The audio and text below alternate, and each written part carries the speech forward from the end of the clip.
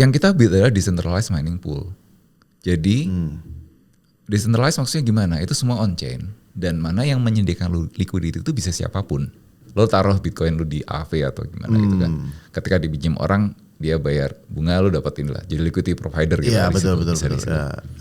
Nah, this decentralized mining pool sebenarnya lo bisa taruh Bitcoin as a liquidity, di mana itu dipakai dulu untuk bayarin upfront ke miner. Kemudian profitnya itu juga dibagi ke lu juga as a liquidity provider gitu. Halo, kembali lagi kita di Bell Entertainment dalam program Block Fairs. Jadi kali ini gua akan kedatangan tamu seorang yang sangat spesial. Beliau adalah seorang co-founder beberapa aplikasi yang sangat-sangat ya luar biasa juga. Dan saat ini dia akan move ke Web3. Kita akan mau lihat sepak terjangnya di Web3 seperti apa. Ada banyak mungkin insight-insight baru yang mungkin kita bisa dapat di dalam podcast kita kali ini. Dan kita langsung perkenalkan, inilah dia Bang Andi Fajar.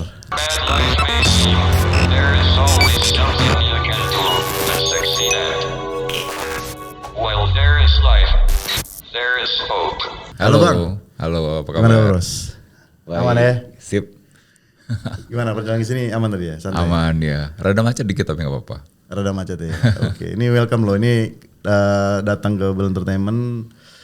Ya pengen cari tahu nih insight yang terbaru nih, ya kan? Nih gue dengar bahan gue baca juga.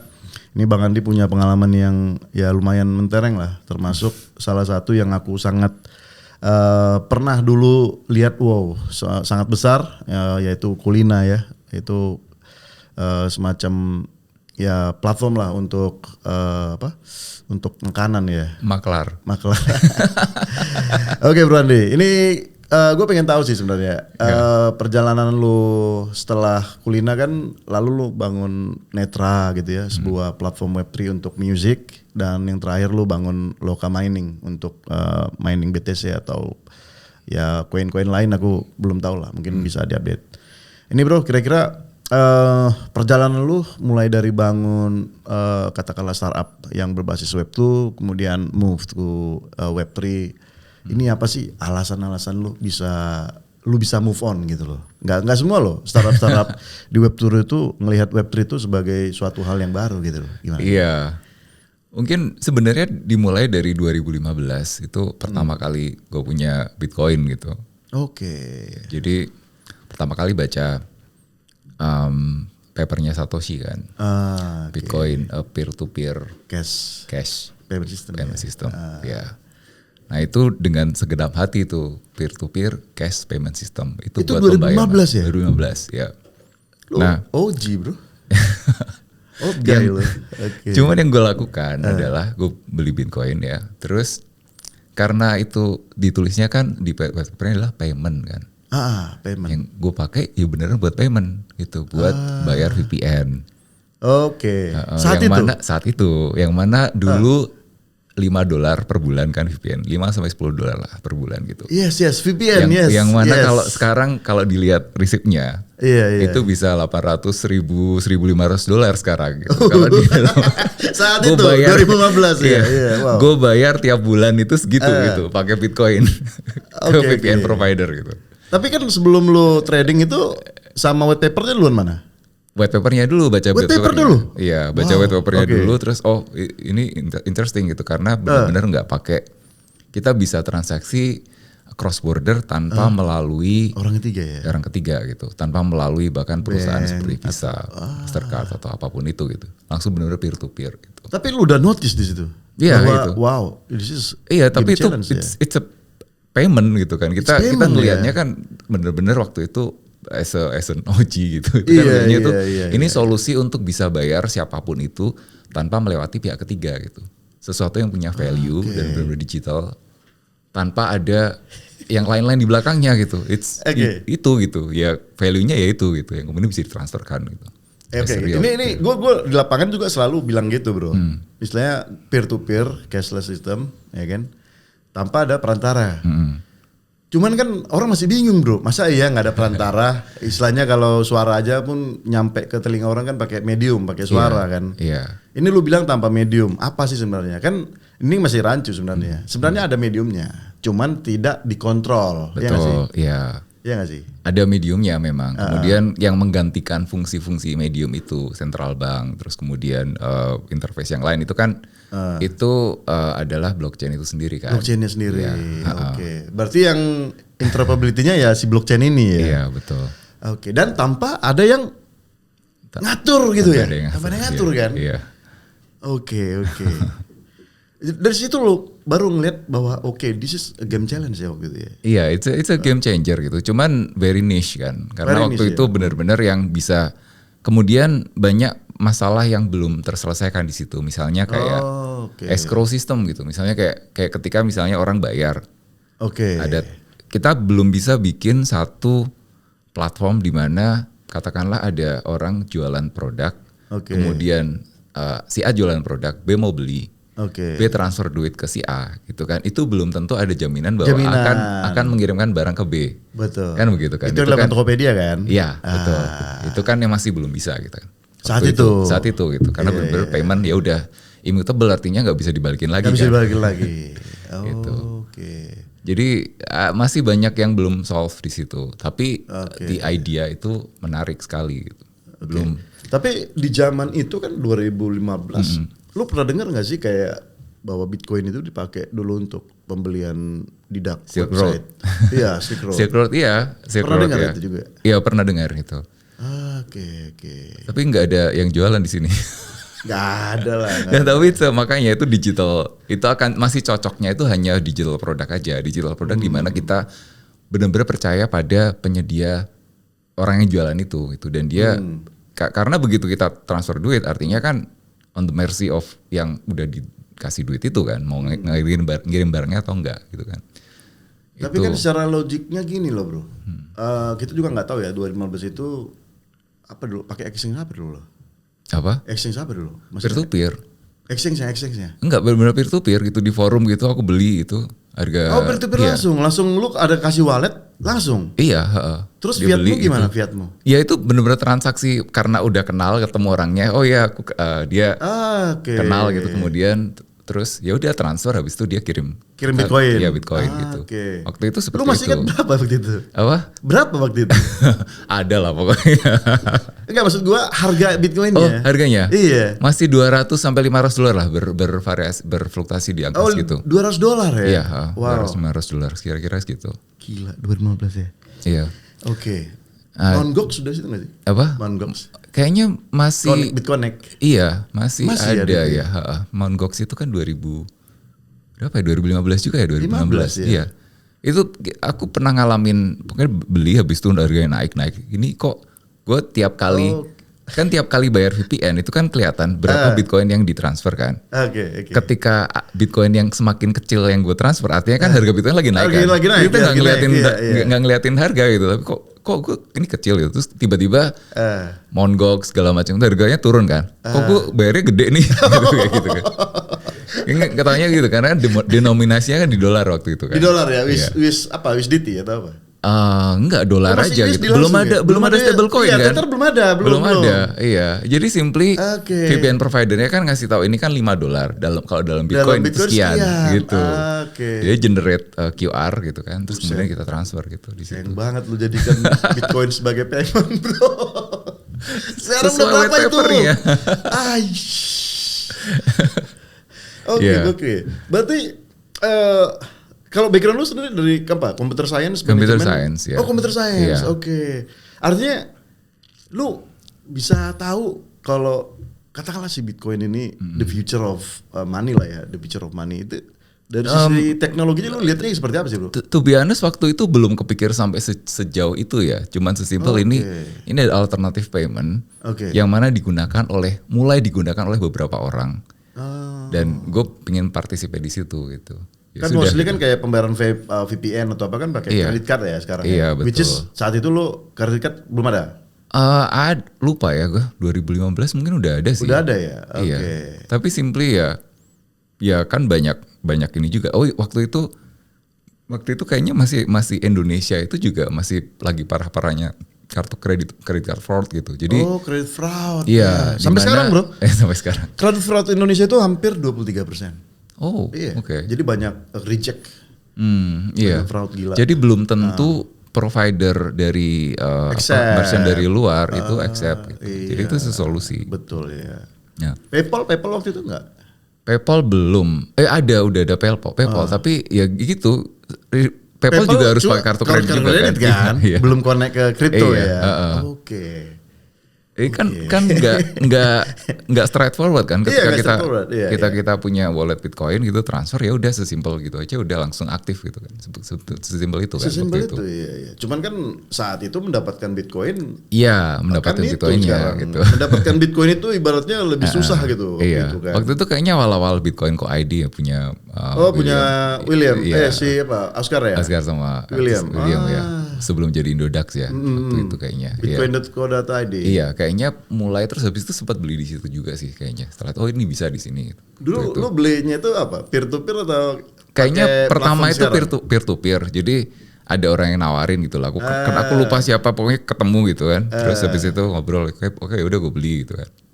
Berapa? Kayaknya mulai dari cuman 0,1 Bitcoin cuman waktu itu cuman ya. Cuman bro. Gila ya. Oke, nice. Iya. Tapi terus ya 2015 habis itu masa-masa gue juga pertama itu bikin Kulina kan, building Kulina kan. Oke, jadi si Kulina ini lu bangun setelah lu kenal Bitcoin sebenarnya. Iya. Ya di tahun yang sama lah gitu, mulai start itu. Dan startup waktu itu kan lagi hype-hype-nya ya. Iya. Kan background gue sebelum Kulina itu justru restoran kan. Oh di restoran ya? Iya, jadi restoran terus bikin apa, pada akhirnya ya restoran itu brick and mortar bisnis kan, yang mana brick mortar ya. Ya nggak bisa scale cepat, itu artinya kan profitnya itu juga linear dengan investasinya gitu.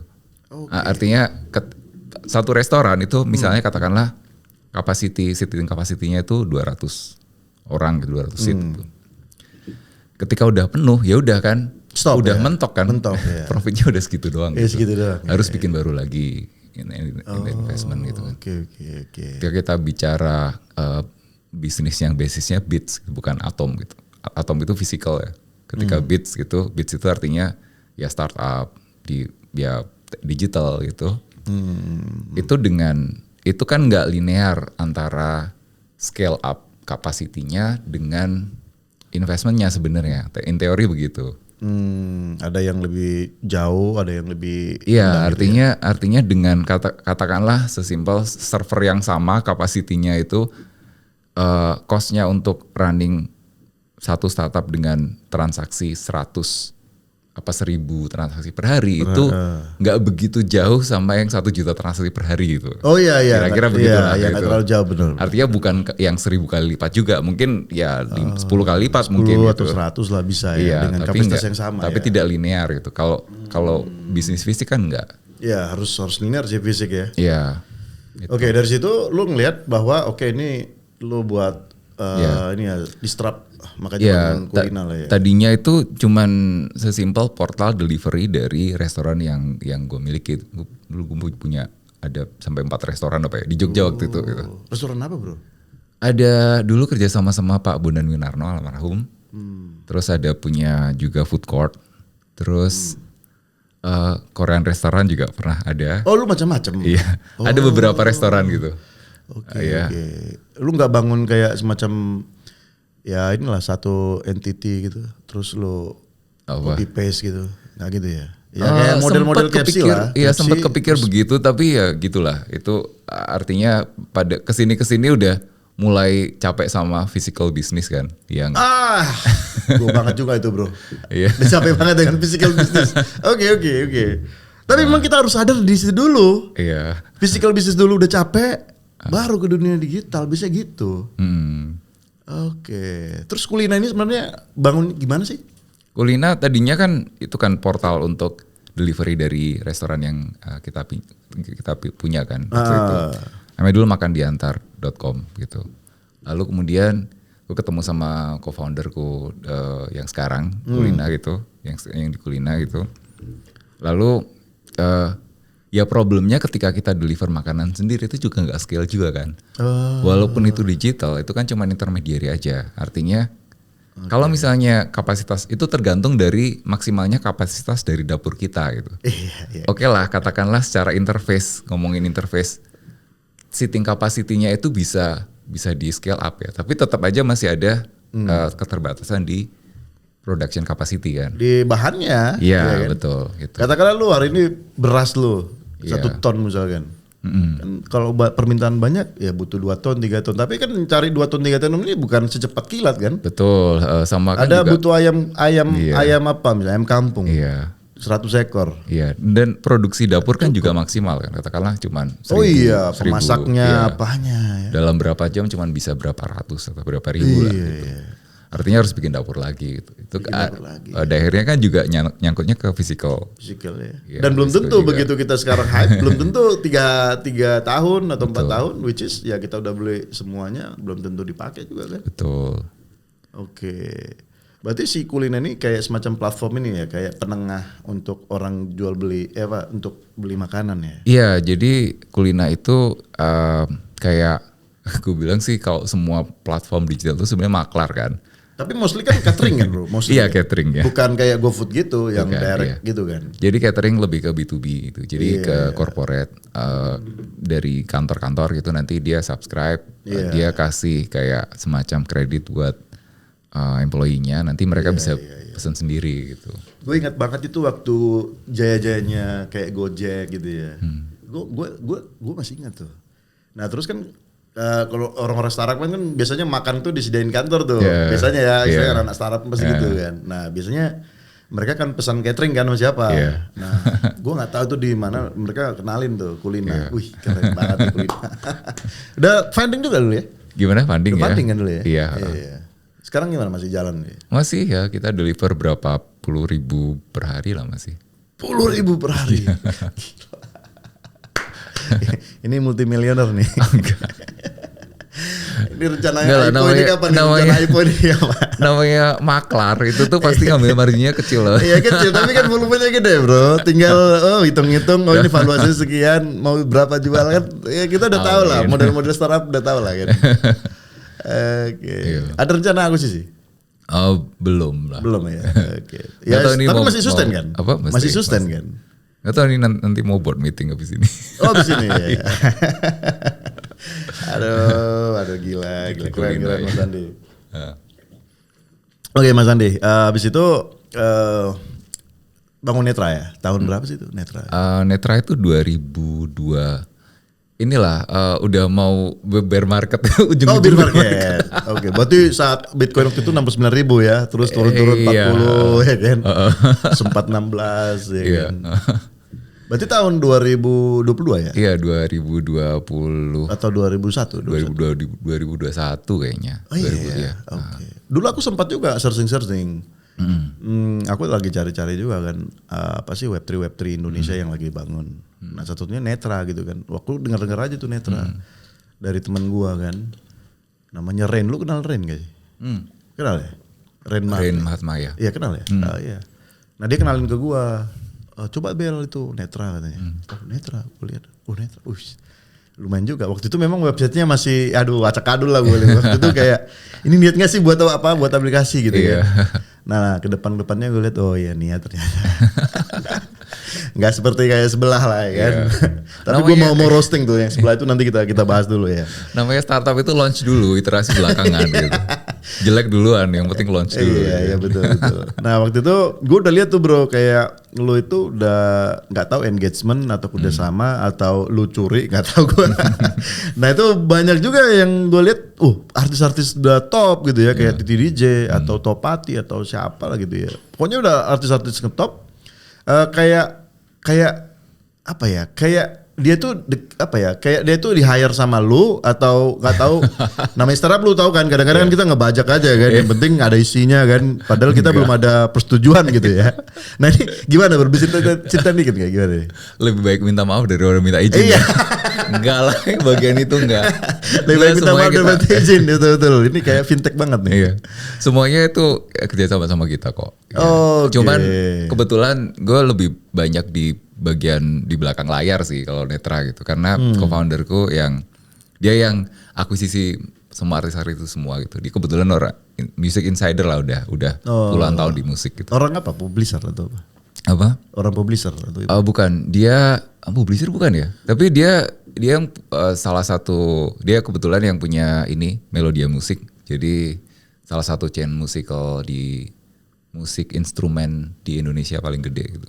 Oh. Jadi at some point gitu ketika artis-artis itu dulu waktu sebelum Jaya gitu. Sebelum Jaya? Sebelum Jaya itu pasti beli instrumen di dia. Jadi gitu. Nanti kadang-kadang kalau misalnya pas nggak punya duit nanti dititipin jual dulu gitu. Jadi jadi fait accompli-nya gede gitu. Jadi kalau misalnya katakanlah artis siapapun gitu ditelepon sama beliaunya partner saya gitu. Itu jam berapapun diangkat gitu. Bisa aja kayak gitu. Oke. Tapi ya kita belum tahu sih ya. Sebenarnya penyanyi-penyanyi itu punya suka duka juga. Iya kan, betul. Ya. Tapi intinya poinnya bottom line-nya dia punya hubungan sangat baik dengan semua artis lah. Gitu. Oke bro, kalau gue mau tahu nih, gue pengen tahu aja sih. Itu gimana sih bro dari misalkan sebuah lagu ya, terus sampai booming gitu. Lu tahu nggak sih alurnya itu gimana? Nah singkat itu aja gimana? Tahu nggak sih? Gue nggak. Itu bagian yang gue sebenarnya nggak terlalu bisa jawab. Cuman konsepnya dari Netra itu kan ownership sharing kan. Jadi konsepnya adalah ketika satu lagu itu dimiliki oleh banyak orang, maka kita juga as a publisher kan, kita publish. Jadi musisi itu datang ke kita, bukan datang ke kita approach gitu lah. Kita kerja sama kita. Misalnya Mbak Titi DJ gitu, Mbak Titi gitu. Dia rilis lagu di kita gitu. Lagu baru? Atau lagu yang sudah lama? Lagu baru gitu. Nanti lagunya itu kita publish ke Spotify, Apple Music segala macam gitu kan. Lalu ownership dari lagu itu kita pecah dalam bentuk NFT. NFT itu cuma medium aja untuk kemudian kayak saham dari lagu tersebut. Oke, artinya dalam satu lagu tersebut ada berapa orang pemilik sahamnya? Betul, ya? ada bisa ratusan pemilik sahamnya di situ. Kayak model crowdfunding jadinya ya? Ya mungkin seperti itu. Yeah. Nah, ketika cuman dalam bentuk aset. Iya, dalam bentuk aset digital itu. Aset digital. Si NFT itu juga collectibles juga, artinya ada dia unik, ya visualnya, artnya juga unik. Oke. Lalu tapi juga berfungsi sebagai ownership receipt. Kan dia punya kayak saham share dari lagu tersebut. Ya. Lagu tersebut diputar di Spotify, Apple Music segala macam gitu kan. Nanti kan ya, dapat revenue. Apple Music, YouTube Music, whatever ya. Iya, kita distribute ke kayaknya 30-an, ada 30-an. Ada kayak semacam company gitu yang bisa connect ke mereka langsung. Iya. Iya ya. Itu publish ke mereka, lalu setiap kali lagu tersebut diputar, baru kemudian revenue-nya kan masuk ke kita, itu kemudian didistribusikan ke yang punya yang wallet tadi wallet tersebut, yang punya NFT tersebut gitu. Nice taste-nya dia. Iya. Taste-nya dia sih bro. Iya. Tapi ada flow-nya juga, maksudnya itu di konsep itu oke gitu, tapi itu kita juga ada lesson learn-nya gitu bahwa belum tentu lagu yang tadinya itu katakanlah artis terkenal gitu ya, lalu lagunya hits gitu. Belum tentu lagu yang berikutnya itu juga hits juga kan. Belum tentu lah. Satu album kan kadang-kadang kan ada yang hanya 2 atau 3. Iya betul. Cuman kalau dibilang album Dewa katanya ya semuanya bagus, ada juga gitu kan. Iya, jadi walaupun ketika katakanlah kita ini ya proof of concept dari blockchain yang benar-benar solving real world problem kan sebenarnya di situ. Iya, solving lah. Iya, tapi ya pada akhirnya juga tetap kena imbas dari bear market juga. Gak masalah lah. Kan yang kita ya bear market kan bicara tentang pricing. Betul, ya. Tapi kan bukan bicara tentang fungsional, utility, fundamental, utility kan nggak bicara seperti itu bro. Justru dengan apa yang disolusikan ya dengan smart contract lah kita bilang ya, itu ya sangat fair gitu loh, sangat fair dan terbuka kan. Betul. Nah cuman gue sebenarnya masih bertanya-tanya sih bro. Misalkan nih orang mau dengerin lagu lah, kan ya kalau sekarang cukup lah dengan YouTube aja kan. Contohnya ya YouTube dia puter lagunya. Nah kadang-kadang gue mikir katakanlah ini si NFT ownership musik ini, kemudian dia mainkan, kemudian nggak tahu dia curi lah MP3-nya atau WAV filenya whatever kan dia curi, kemudian dia publish di YouTube bro. Ini gimana kira-kira? Lu ada kayak semacam legal action kah atau apa sih? Gimana sih kira-kira? Kalau itu di YouTube itu sebenarnya YouTube sendiri itu akan connect ke IRC-nya gitu. Jadi misalnya si pemilik lagu itu ketika dia upload dia tuh punya opsi untuk apakah orang bisa bikin copy atau istilahnya apa ya dia kalau bikin lagu publishing gitu ya. Ya jadi bisa ini ya, bisa digunakan free gak gitu lah. Iya, bisa digunakan. Dia punya opsi kan bisa digunakan apa enggak. Itu bakal dapat revenue dari situ atau enggak. Atau dia dapat revenue dari situ. Misalnya aku bikin lagu. Ampar-ampar pisang gitu. Ampar-ampar pisang ini kemudian dinyanyiin sama orang, dibikin kopinya gitu. Dibikin kopi apa ya istilahnya dinyanyiin ulang gitu. Oh, cover, di cover. Iya, dari tadi itu yang kita cari gitu. Iya, di cover gitu.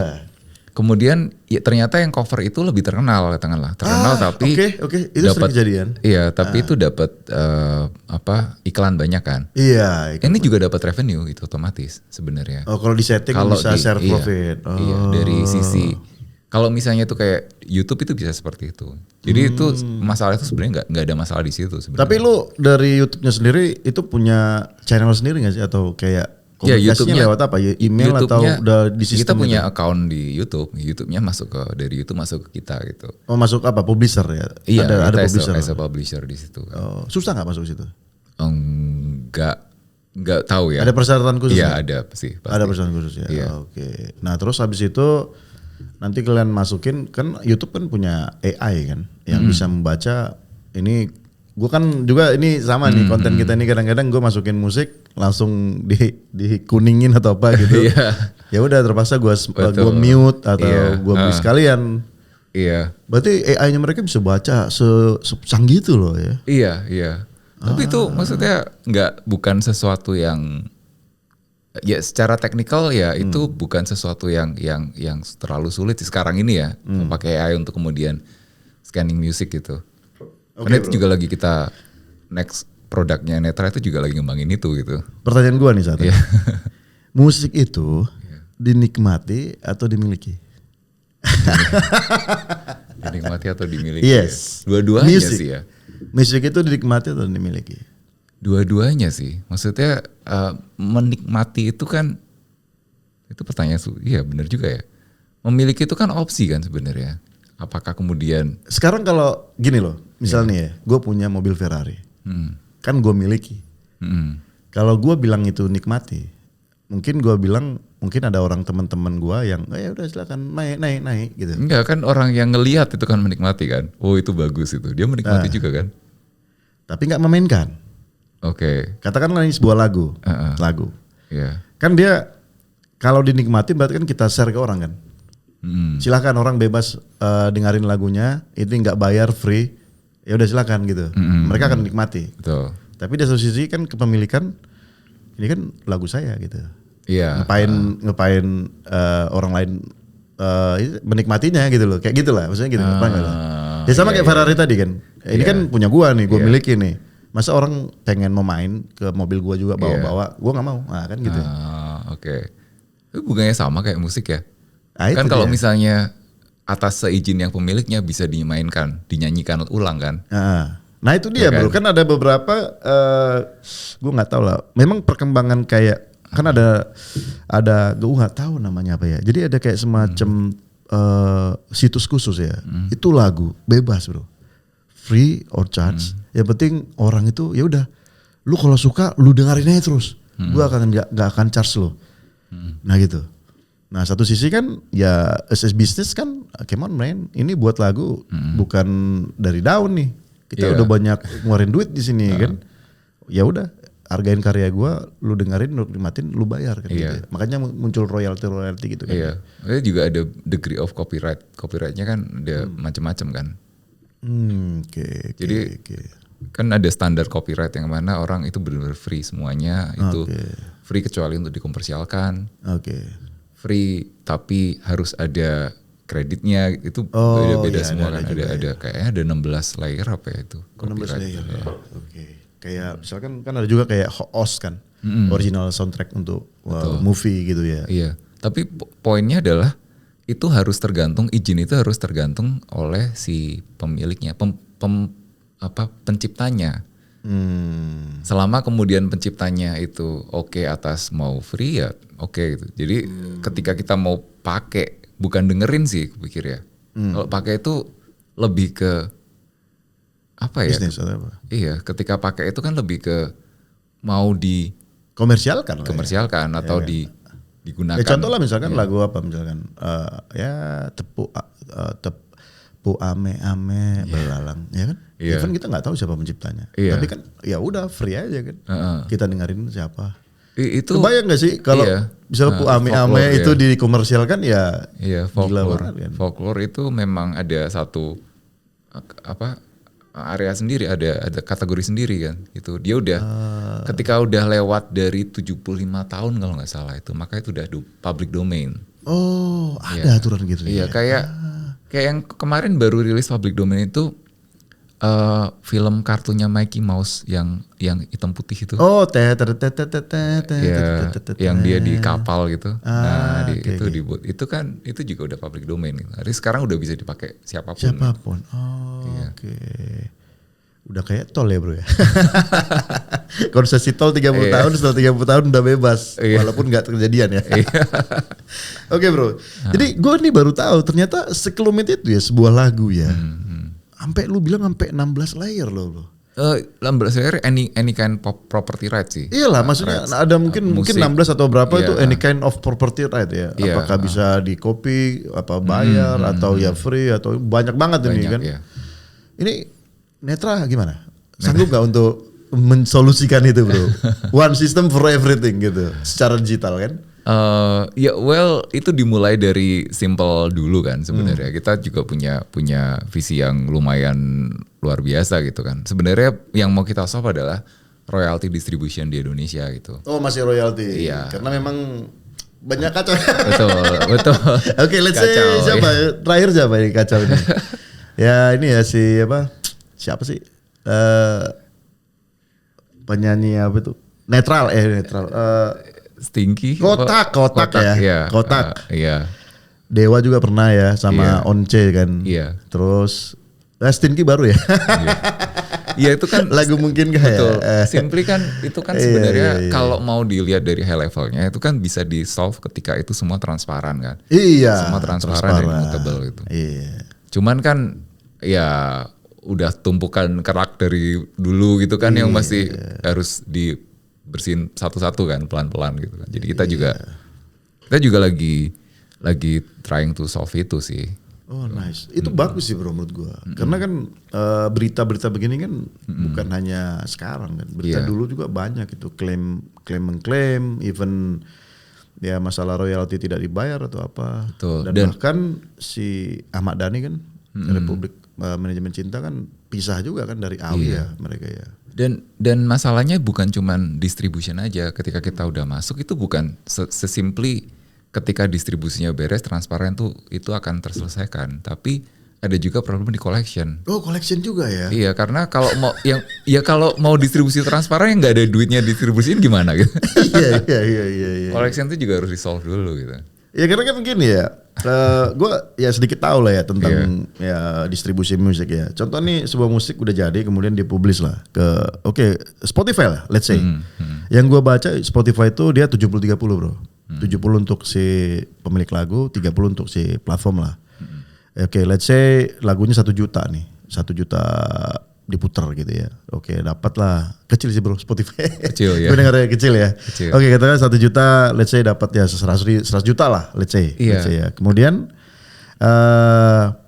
yang menyanyi ini kan menyerahkan ini ke si publisher tadi kan. Which is kan dia nggak tahu bro sebenarnya berapa nih.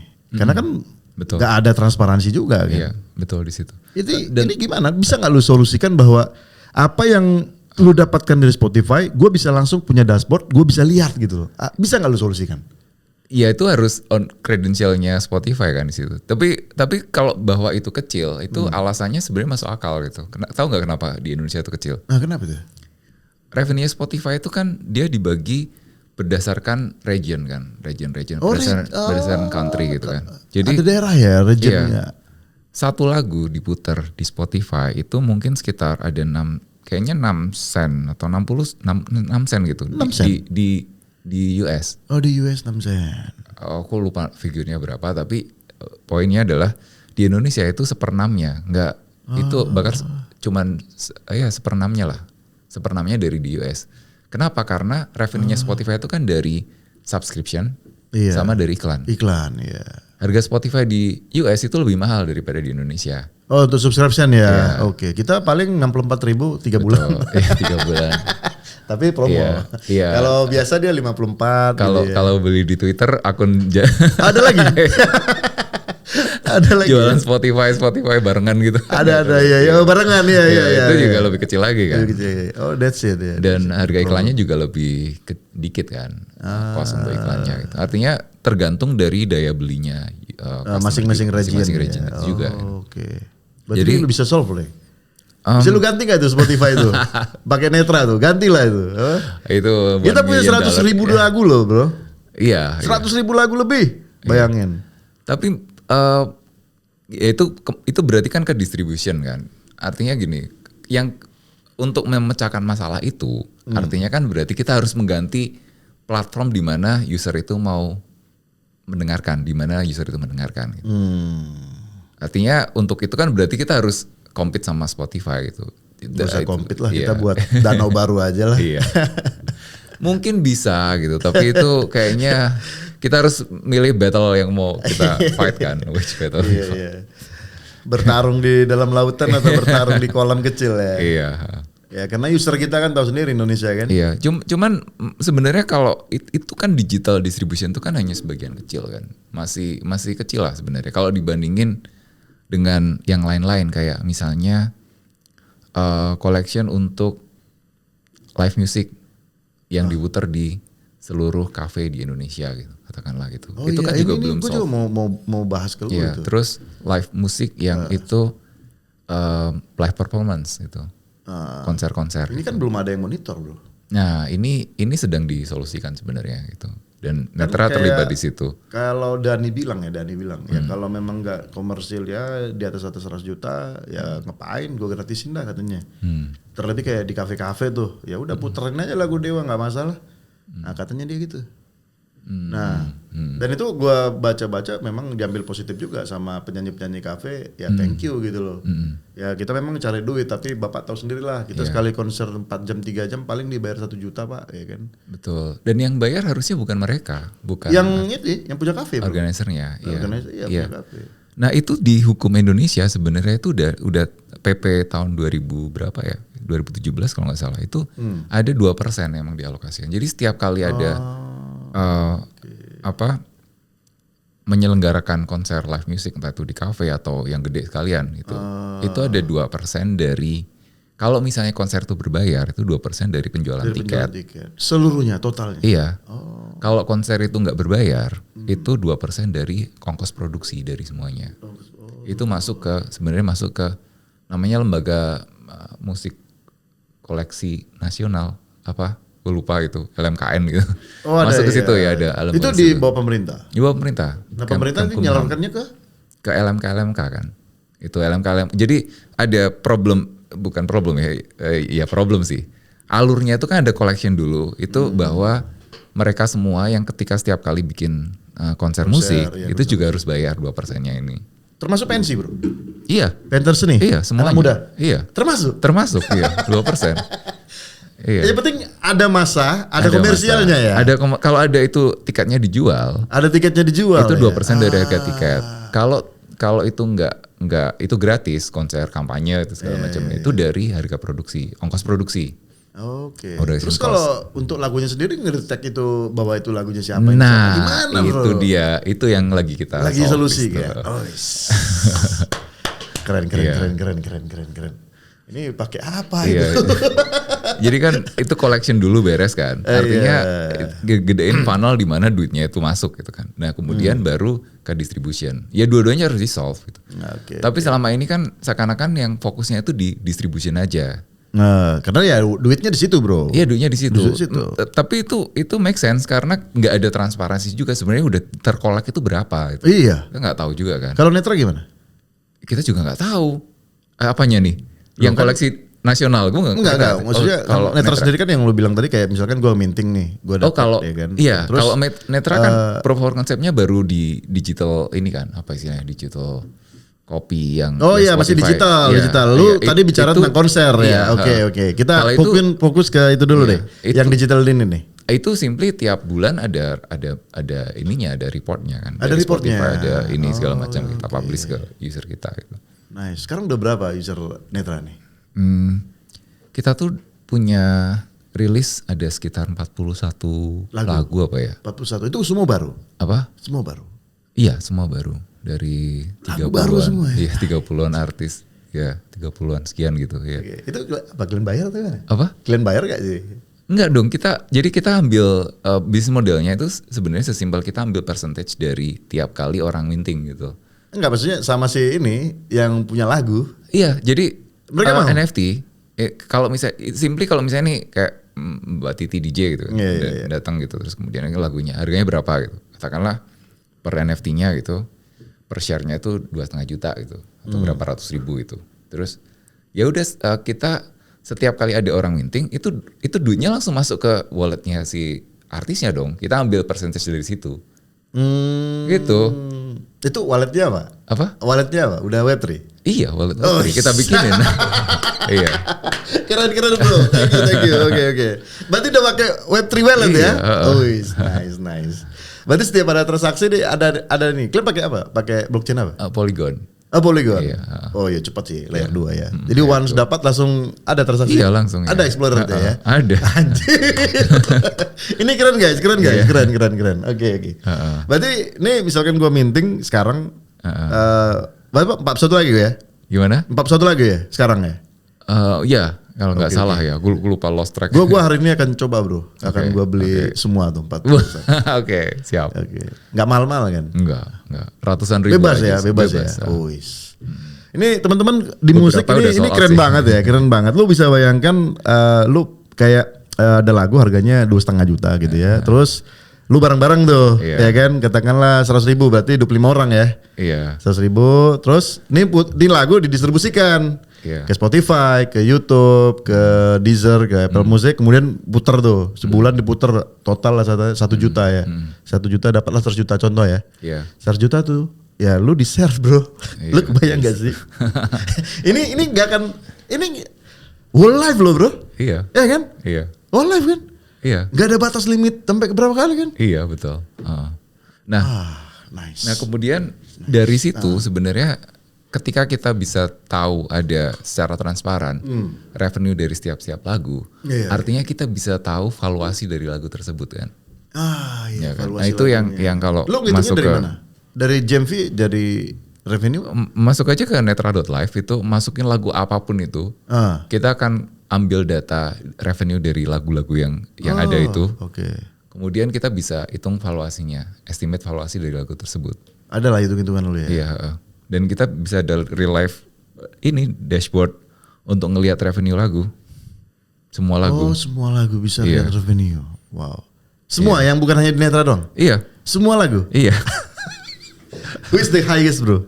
Apa? Who is the highest? Which song? Biasanya kalau udah kemarin deket-deket ini kan Mariah Carey ya.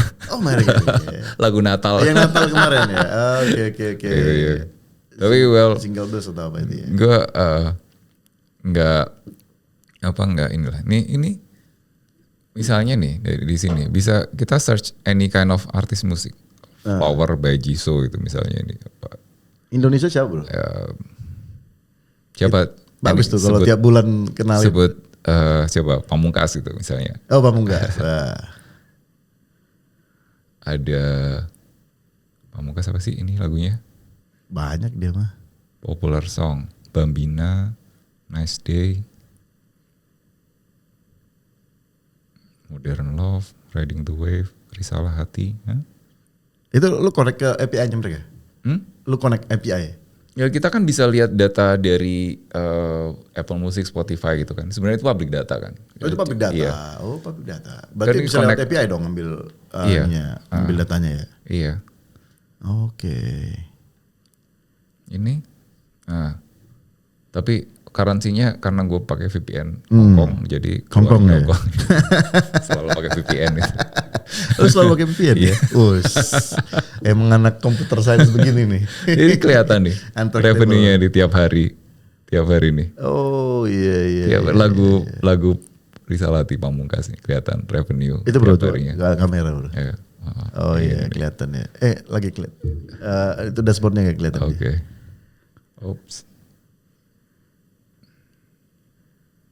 Oke, secanggih itu ya. Berarti setransparansi ini sekarang lu bangun ya bro ya? Iya, sebenarnya bisa. Ini proof of concept aja gitu. Kemarin kan kita juga di salah satu idenya dari Kementerian Pariwisata ya Pak Sandi Uno gitu. Dia bahwa lagu itu harusnya musisi itu bisa menjadikan lagu itu jadi kolateral. Oh udah kan, udah diresmikan kan? Betul. Udah diresmikan. Cuman masalahnya ketika jadi kolateral, pertama kalau dua syarat suatu aset jadi kolateral adalah yang pertama adalah ada harganya dulu kan. Valuasinya ada valuasinya, oke, ada harganya ya, harga betul. Di market lah ya. Misalnya kalau dilepas di market, udah jelas nih harga sekian gitu ya. Oke. Itu dulu kan. Baru ya. Yang kedua adalah secondary marketnya. Kalau itu terlikuidasi gimana gitu. Kayak kalau properti gitu kan. Misalnya nggak bisa bayar rumah gitu kan. Rumah kan pertama harus ada harganya dulu kan. Apa sih namanya? Harus dihitung dulu kan. Harus dihitung berapa harganya. Valuasinya berapa, baru kemudian katakanlah dia dapat 70% dari harga tersebut gitu kan. Iya. Kalau misalnya dia nggak bisa bayar, kan disita dilelang kan. Ada secondary market lah. Harus ada secondary market kan, dua hal itu kan. Kita solve the first part lah untuk valuasi any kind of song itu. Udah dapat ya. Tapi jangan kayak Sarah bro. Lu bisa sampai triliun-triliun ya kan, padahal aset lu berapa gitu kan. Kalau ini masih readable ya. Iya. Masih readable gak sih? Misalkan nih, sebulan dia berapa nih? Saya 20 juta bulan lalu, bulan depannya 21, bulan depannya 18 gitu. Berarti ini pada saat minjam mungkin udah dapat rataannya ya. Iya. Jadi itu kalau untuk valuasinya kan ada beberapa algo untuk menentukan itu kan. Gitu. Ya simply, dan itu ini yang belum kita launch sih. Memang karena bukan kita lagi mikir sebenarnya di market cap total addressable marketnya gitu. Ini. Oke. Problemnya adalah kita bisa launch nih bisa bikin satu produk musik ya. Musik yang katakanlah dia revenue-nya itu 100 juta setahun gitu ya. 100 juta setahun gitu lah. Kemudian valuasinya mungkin kita PE multiple 5 lah biasanya. 5 years ya. Berarti kan valuasinya itu kan kira-kira 500 juta gitu 500 juta. Ketika itu ada curve-nya itu rada turun gitu, misalnya ya ada turun-turun, katakanlah ada discount rate-nya jadi 450 atau 400 lah gitu. Misalnya gitu ya. Karena biasanya lagu itu yang semakin kesana kan agak semakin kecil gitu. Istilah kan ada lagu baru ya kan, orang lebih senang baru lagu gitu ya. Artis itu sebenarnya kan in teori kan kita bisa bikin produk di mana artis itu bisa ini ownership laguku aku tokenize dalam bentuk NFT lah atau any smart contract lah, tokenize ke situ, semua revenue-nya itu masuk ke kontrak tersebut ya kan, dan ini kemudian aku kolateralkan taruh gitu. Ada orang katakanlah yang staking jadinya. Iya, lending jadi kolateral kan. 400 juta, value-nya 400 juta. Aku terima katakanlah 300 juta gitu misalnya. Iya. Kan seperti itu. Atau let's say 200 juta lah gitu. Ini perlu diatur gak sih ini? Kan sebenarnya itu bisa gitu kan, 200 juta. Habis itu nanti apakah sebagai pemilik lagu itu kan 200 juta itu aku perlu bayar nggak 200 jutanya itu? Nggak perlu juga itu. Nggak perlu juga karena langsung dipotong ya. Langsung dipotong dari situ. Dari sistem itu kan revenue itu. Jadinya apa namanya itu? KTA, kredit tanpa angsuran. Kredit tanpa angsuran ya. Sadis ya bro ya. Iya. Bisa seperti itu sebenarnya. Perkembangan finansial luar biasa sih. Tapi memang harus blockchain sih bro. Iya. Karena kan kita bicara tentang transparansi, real time, ya kan, kemudian immutable, kemudian ya bisa bersama-sama kan. Coba sistem konvensional kan, aduh, nggak kebayang. Iya kan ini katakanlah. Tapi udah ownership transfer bisa, ownership transfer bisa. Ya bisa juga. Gitu bisa kan. ya. Contoh nih kan sekarang gue minting, terus aduh gue nggak suka nih lagunya. Gitu. Ada yang gue mau jual bisa nggak? Ya bisa aja. Oh bisa ya. Iya. Lu pakai apa sih bro? Misalkan satu item itu bisa dimiliki berapa orang? Lu pakai apa? Pakai Ya kan EP berapa? apa? Pakai EP berapa? Itu standar NFT aja gitu. Di mana Ya kan ada NFT itu kan ada kode-kodenya tuh. Lu pakai yang RC721 lah. Oh 721. Iya. Bukan yang 1101 bukan. Bukan, RC721. Berarti one ownership satu orang dong. Iya, tapi udah dipecah duluan. Jadi si ownership dari lagu itu kemudian dipecah jadi satu yang 50% satu NFT. Itu RC721 itu punya si musisinya, punya artisnya.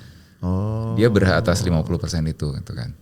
Kemudian yang 50%-nya itu dipecah jadi banyak. Terserah dia mau dipecah jadi berapa.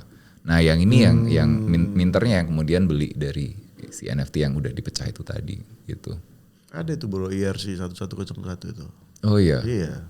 Jangan jangan 7721 jangan. Kalau itu 71 udah 2 tahun yang lalu. Iya. Salah dikembangin lagi sama orang teknikalnya tuh. Iya. Kena kembangin. Karena udah ada tuh yang baru tuh. PIP-nya Ethereum baru yang paling baru. Lu pakai Ethereum? Polygon ya? Polygon ya. Ya, tapi masih FVM lah ya. Iya. FVM ya. Masih sama lah. Oke, ini nasi. Oke bro, kita mungkin udah selesai ngomongin musik dengan your great idea bro. Apalagi sampai bisa yang lu support sama collateral tadi tuh berbasis pasti berbasis blockchain lah, berbasis crypto what that. Tapi gue lupa satu. Ini Netra pakai native coin atau gimana? Enggak. Oh, pakai Polygon ya, Matic ya. Iya. Ada rencana? Ya lihat nanti lah gitu. Udah bisa lah ya, respon ya. Ya kan udah ngabisin bermiliar-miliar masa oke. Iya. Udah perform konsep juga kan? Iya. Udah market fit juga, ya kan? Iya. Ya lihat nanti lah gitu. Karena ya itu kita nggak mau terjebak ke ya pumping dumping lah gitu. Iya. Itu blockchain kalau buatku sih itu teknologinya sih. Bukan untuk nge-scam ya. Karena kan ada tuh beberapa artis juga kan buat NFT lah, buat music NFT whatever. Akhirnya jualan token doang, platform nggak ada kan. Ya buat kita sebagai developer yang murni ini jadi ya kena imbas. Tapi kadang ngelihatnya ya kayak duluan dia. Tapi kayak duluan ya. Aduh. Ya udah nggak apa-apa bro. Lu kaya tapi dihujat kan nggak berkah juga ya. Betul. Oke bro. Ya saran gue sih nanti semoga inilah marketingnya lebih ketel lagi lah. Iya. Karena ini keren banget serius. Gue habis kita podcast gue akan beli. Gue akan ownership itu semua. Iya. Karena nggak mahal-mahal juga kan. Bisa 200.000, bisa 300.000 kan. Betul. Ya harusnya di ya setelah nggak jauh-jauh dari podcast ini. Tayang ada berita lah dari Netra gitu. Oh iya. Ada launching ya. Oke, thank you bro, mantap bro. Oke bro, the last part nih. And then akhirnya ya begitu lu urus Kulina berhasil funding, then you make Netra dan mungkin you pikir bahwa Netra udah oke nih, udah running well, tinggal gedein nih kan. Ibarat baby doggy, wah udah gede, ya udah tinggal jalan sendiri gitu. And the next, lu bangun Loka Mining sekarang ya. Iya. Oke. The last part. Iya. Loka Mining, what's that? Iya. Ya sebenarnya sih setiap kali ada kita bikin company itu nggak akan selalu bisa kita benar-benar exit ya. Pasti ada apa ya? Ada kewajiban yang harus kita inilah, entah itu advisory, entah itu kita harus selalu engage lah itu untuk. Karena itu mau nggak mau itu yang sesuatu yang udah kita bangun. Nggak mungkin kita punya anak kita jual gitu kan, beneran total semuanya kan. Kita pasti akan ngurusin juga gitu. Ngurusin, ya. Tapi ya lu rasa bahwa without me ini udah jalan. Iya. Oke. Ya gitulah. Masih in development kalau Netra. Cuman kebetulan aku bagian lebih di belakang layar lah di advisory sama di konsepnya gitu. Yang maju as a CEO ya Pak partnerku dia lebih menguasai medan di situ. Alright, nice. Oke dan Loka gimana bro? Loka itu platform untuk mining Bitcoin ya. Oh mining begitu ya? Only Bitcoin ya? Untuk sementara ini Bitcoin gitu. Tapi konsepnya sebenarnya jadi gini. Pernah dengar cloud mining? Tahu banget lah. Yang 99% scam lah. Tadi aku mau ngomong itu bro. Iya. Oke. Jadi cloud mining itu kan konsepnya jadi karena mining Bitcoin dulu zaman 2015 itu awal-awal itu kan kita bisa mining pakai laptop, pakai komputer sendiri lah ya. Dulu ya. Iya, bisa. Sekarang gitu. nggak bisa lagi lah. Sekarang nggak bisa Hash karena rate-nya harus udah ada tinggi banget. Tuh hash difficulty-nya udah tinggi banget. Kita harus pakai specialized machine kan, namanya ASIC machine. Gitu. Asik ya. Asik Karena ya. beda. Bukan asik yang satu lagi ya, bro, beda. ya. Asik ya. ACII ya, bro. ASIC. ASIC ya. ASIC ya. SIC ya.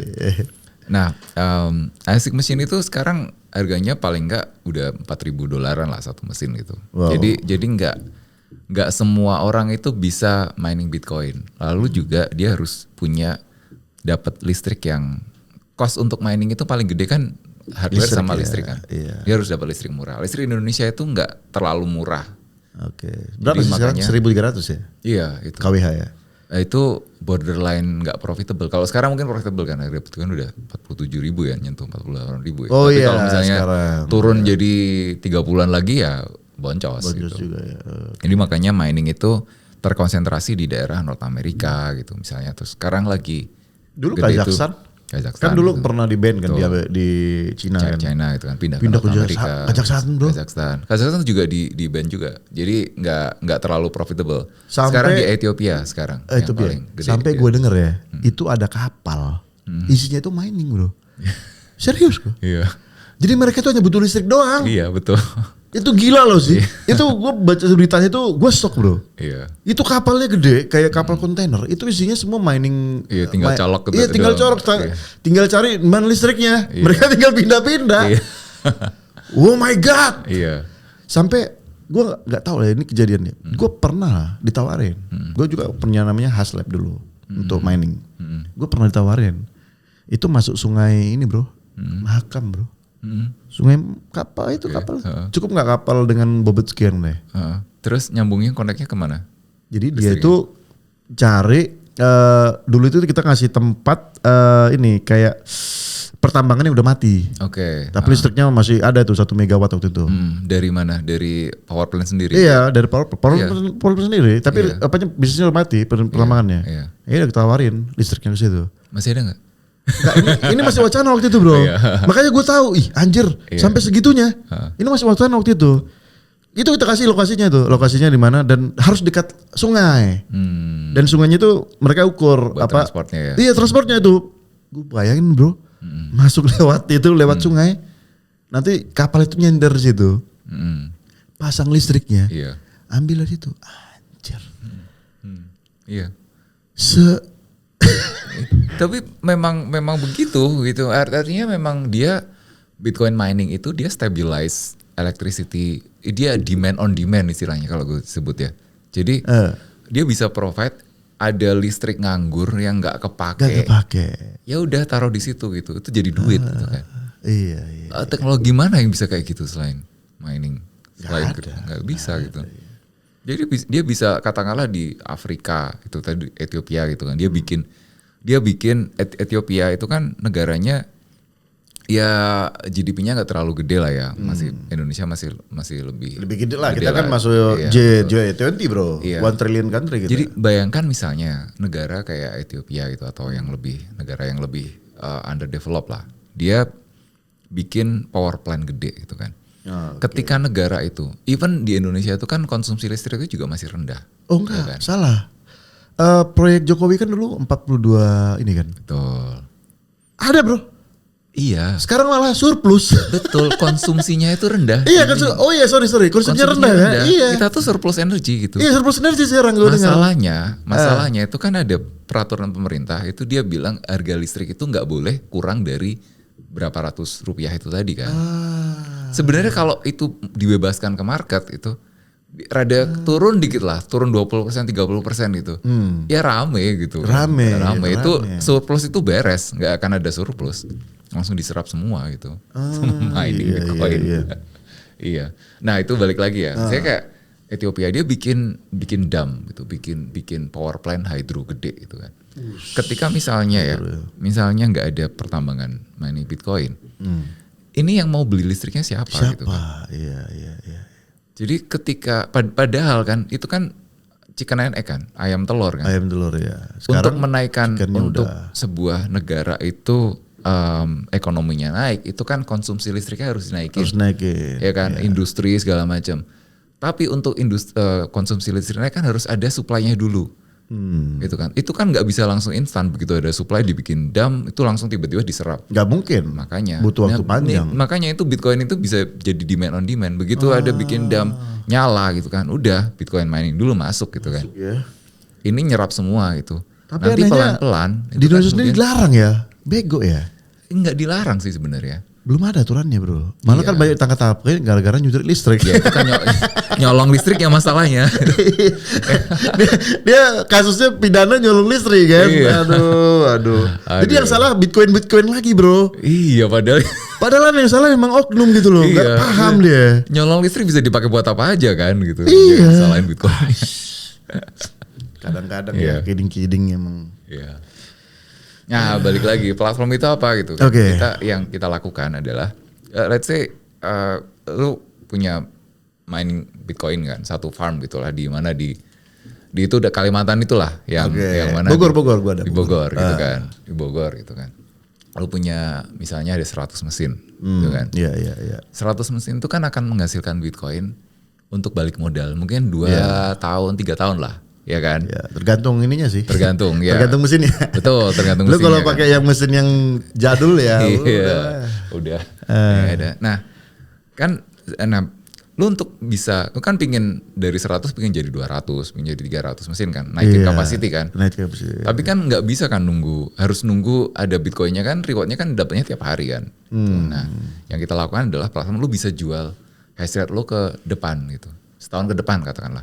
Future hash rate ke platform kita, lalu lu dapat duit di depan untuk bisa beli mesin baru lagi gitu.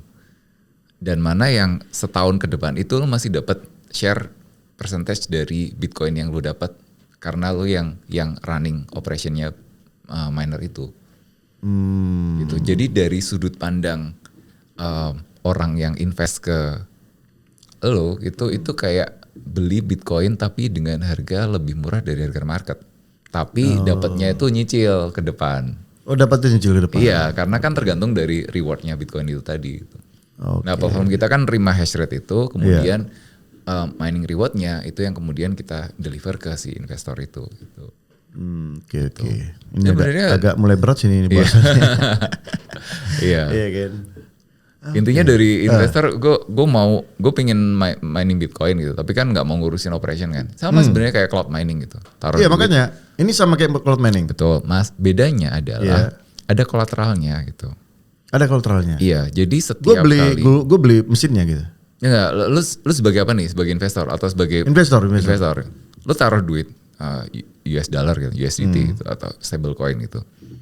Itu misalnya katakanlah $1,000 kontrak setahun gitu. Itu nanti ada kolateral yang di provide oleh entah itu miner atau enggak insurer gitu. Itu yang mana itu ada Bitcoin senilai $1,000 itu tadi ditaruh di kontrak itu gitu. Kenapa? Karena misalnya nih miner yang gue invest as a investor, you sebagai investor invest, dia tiba-tiba mestinya dimatiin gitu. Di hari itu gitu. Maka kolateralnya itu tuh kolateral di hari itu akan ke slash masuk ke investor gitu.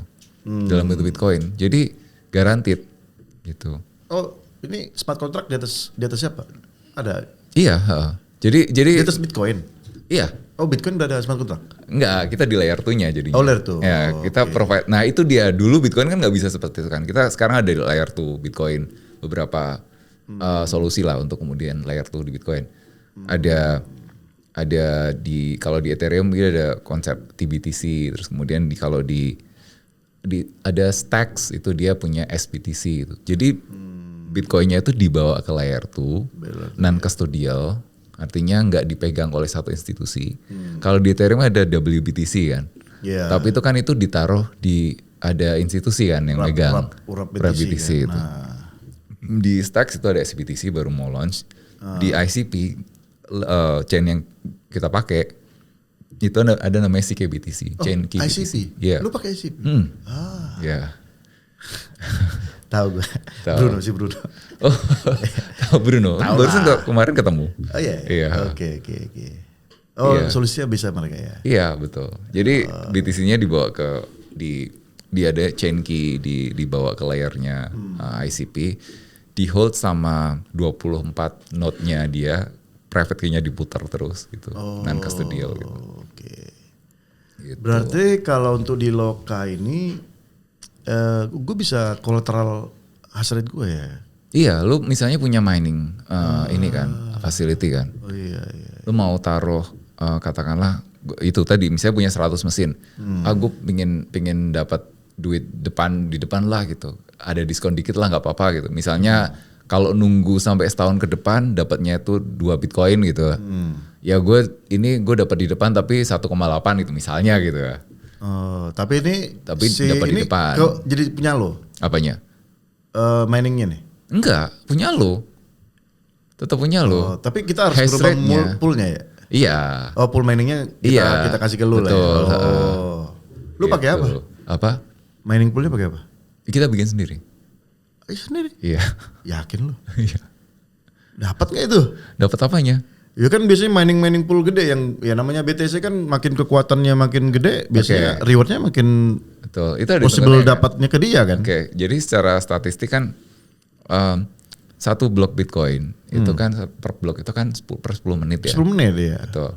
Dalam 24 jam itu ada 144 blok kan. Betul, 144 blok. Artinya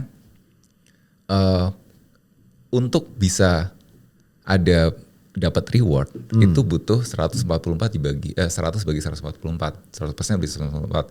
Artinya untuk satu mining pool itu bisa dapat block reward tiap hari. Itu dia butuh 0,7% dari total seluruh hash rate di dunia gitu. Karena mining pool itu fungsinya kan dia mengubah Bitcoin. Kalau lo mulai dari bawah, dari awal? Nah, no problem gitu. Karena itu berarti kan butuh liquidity kan. Iya, butuh liquidity untuk membayar si miner kan di depan. Walaupun kita belum dapat block reward gitu. Bagus juga sih ide lo. Oke. Indonesia Pride ya. Iya bro. Global lah gitu. Ya. Enggak, maksudnya kita bersatu nih para miner Indonesia. Iya. Kita punya satu. Kita punya community kok. Kita udah punya community Loka itu. Keren banget. Miners. Lu connect ini enggak ke Nobi? Apa? Ke Nobi. Honest mining enggak? Belum. Ya, cuman kita miner yang connect ke kita dari Ethiopia, dari Kazakhstan, Malaysia, India, Indonesia itu juga ada. Ya, kita punya community of miners. Gila pemikiran lu bro, sadis. Nah, ntar dulu liquidity oke lah, berarti liquidity ya. Artinya as a mining pool, lu harus punya liquidity di mana lu naruh lu bayarin dulu kan. Nalangin dulu si miners kan. Tiap hari kan. Untuk mereka bisa dapat tiap hari gitu kan. Profit mining pool itu dari mana sih? Dari delta dari delta ya. Delta itu maksudnya selisih antara mining reward yang didapat, mining reward block Coinbase plus transaction fee total Bitcoin itu dikurangi yang dibayarkan ke miner kan. Itu profit kita kan. Rata-rata kan kalau mining pool 2% sampai 4% gitu. Iya 2%, 4% lah mostly. Yang kita build adalah decentralized mining pool. Jadi decentralized maksudnya gimana? Itu semua on chain dan mana yang menyediakan liquidity itu bisa siapapun. Berarti kayak peer to peer lending lah. Iya. Jadi ada yang ini. Bayangin lo punya Bitcoin gitu kan. Bitcoin itu kalau bisa dapat yield itu dari mana? Gak bisa kan sebenarnya. Lo pernah tahu dari lending lah katakanlah. Lo taruh Bitcoin lo di AV atau gimana gitu kan. Ketika dipinjam orang dia bayar bunga lo dapetin lah. Jadi liquidity provider gitu. Iya betul. Nah, this decentralized mining pool sebenarnya lo bisa taruh Bitcoin as a liquidity. Di mana itu dipakai dulu untuk bayarin upfront ke miner. Kemudian profitnya itu juga dibagi ke lo juga as a liquidity provider gitu. Native yield Bitcoin gitu. Gila juga pemikirannya di situ ya. Sekarang udah berapa? Hash rate-nya ada berapa? Ya kita baru bikin inilah.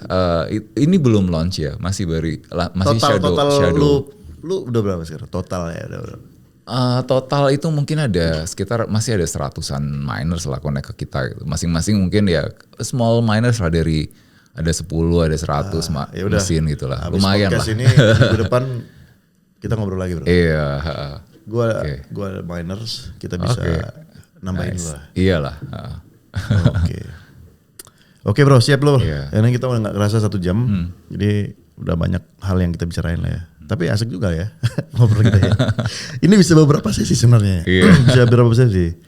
Tapi nanti kalau mungkin teman-teman penasaran ya mining itu, ya boleh sih nanti kita ambil 1 sesi lagi ya tentang mining. Karena gue sendiri sampai sekarang orang yang gue undang bicara mining belum ada. Nah kayaknya lu lumayan juga sih. Oke, Bro Dika. Jadi mungkin next time kita ngobrol lagi.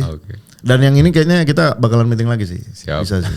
Ini gue support sih untuk logo mining.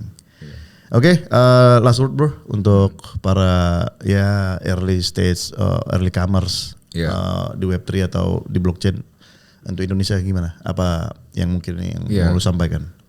Biasanya sih pitfallnya ya entrepreneur awal itu dia fall in love sama solution lah. Jadi dia udah punya solusi di kepalanya gitu. Terus kadang kalau solusinya nggak ternyata nggak cocok gitu ya dia maksain itu gitu. Jadi gue sih selalu bilang always fall in love with the problem, not the solution. Oke, fall in love with solution. Fall in love with the problem. Don't fall in love with the solution. Karena lu kalau punya solusi. Fall in love in problem. Iya. Not solution. Not the solution itu. Karena kalau lu solusinya bisa exit juga. Solusi itu bisa macam-macam. Lu juga. Exit bro kabur. Oke bro, thank you. Thank you buat many things here. Kulina, Netra termasuk juga mining, local mining gitu ya. Oke, teman-teman, demikianlah mungkin pembicaraan kita. Jadi kita akan next show kita akan bahas beberapa hal lagi di dunia Web3 dan blockchain. Oke, see you. Dah.